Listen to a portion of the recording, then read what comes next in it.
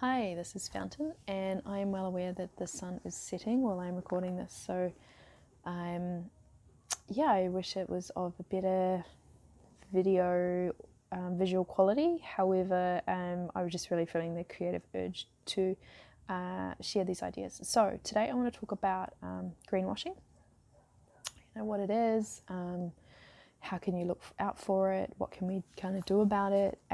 So I sort of first heard about greenwashing over 5 years ago. I was doing a class called like sustainability accounting. So I was studying some accounting at the time and numerous other things. And there's this class that came up, and it was really looking at how some businesses are trying to report on the different things that they're doing that are not necessarily monetary focused. And it was also looking at the impacts of what they're doing in the sense of environment and also like communities.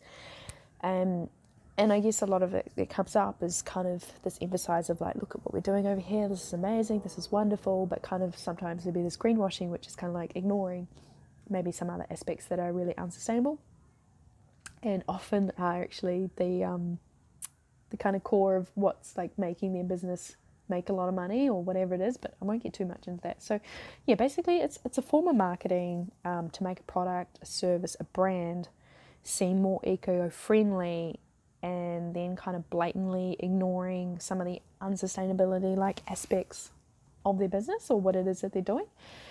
Some examples of this would be like buying something that's got like lots of pictures of like trees and green leaves, and so that's kind of makes you think it's more eco-friendly.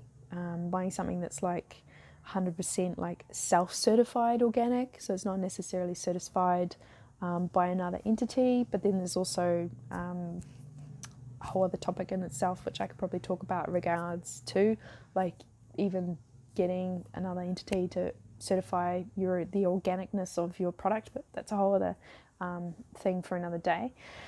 Another thing could be like getting like naturally made clothes, you know, from like natural fibers like bamboo, cotton, la da da da, but then also getting them made like in really exploitative conditions in another nation where they're not getting paid a fair wage, even for the costs of the living for the place that that those workers live in.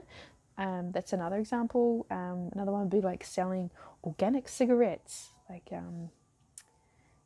don't think I need to go too much more into that example. Another one would be like saying that you like promote anti-animal testing policies, but then you're also paying to have animal testing done like in another nation somewhere else in the world. So obviously, like, I don't want to put people down in like their efforts to try and be more like conscious and sustainably aware of what it is, the things that that they're buying or that they're doing in their life. Like, that's awesome, and I really encourage people to do the best of what they can. But I guess I just want to encourage there is to, like, when you are looking at wanting to partake in a particular service or a product, is looking at the entity as a whole and not just like a single advert of it, and just do your research. Like, it often doesn't take much to like maybe look a bit more into their website or communicate with them, ask them some questions. You know, are they being transparent about the things that you're asking them, or are they really kind of like not answering the question at all, you know, kind of dotting around the point in the middle, or are they just blatantly like ignoring your queries?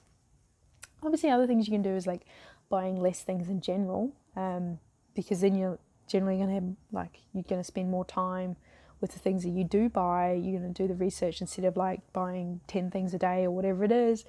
When you kind of buy less things and you space it out over time, you just give yourself more, you create more time and space to really look into the thing that is that you're buying, and like also trying to buy secondhand when you can, you know, or like upcycling and repairing. You know, we have all these things now like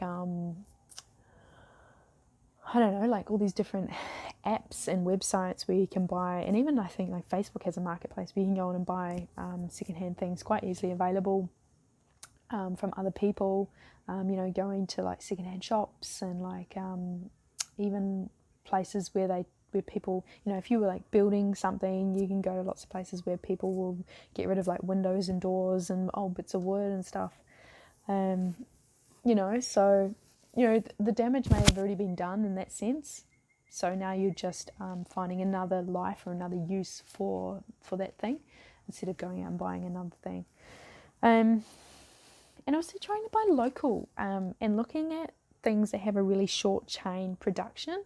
And when I say short chain production, I'm meaning that there's not really that many entities that something has to pass through in the hands. So it's like going to a farmer's market and buying the spinach from the farmer that grew the spinach. And so it's probably much more likely that, if it's local, obviously hasn't traveled very far. The organic thing is another thing, and also that exchange of energy, which is usually done through the form of money, is more likely that the farmer's going to get a higher amount of that than potentially him selling his spinach crop to a shop or a big supermarket. So it's kind of like trying to take out as many of these middlemen, if you want to call it that, to try and get the thing it is that you want. I really love being able to, if I'm looking for a particular product or service, being able to buy it from friends of mine, because it kind of creates more of a circular economy. And I could probably do a video another day in regards to like circular economies and creating different kind of economic and financial structures. But I kind of digress from this video. So yeah, greenwashing, it's a thing.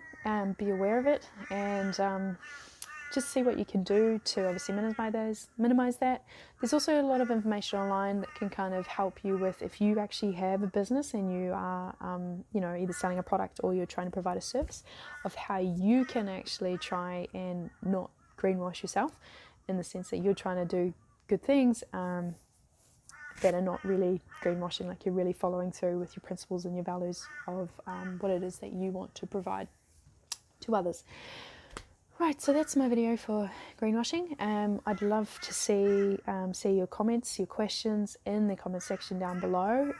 Maybe you've seen some really good information or research done around greenwashing. If you want to share that, that'd be great. I'm on some other social media platforms. That's in the description box down below, and there's also an email in there if you want to send some more lengthy, detailed information and have some more lengthy, detailed communication. That'd be great. And I'll see you in the next video. Bye.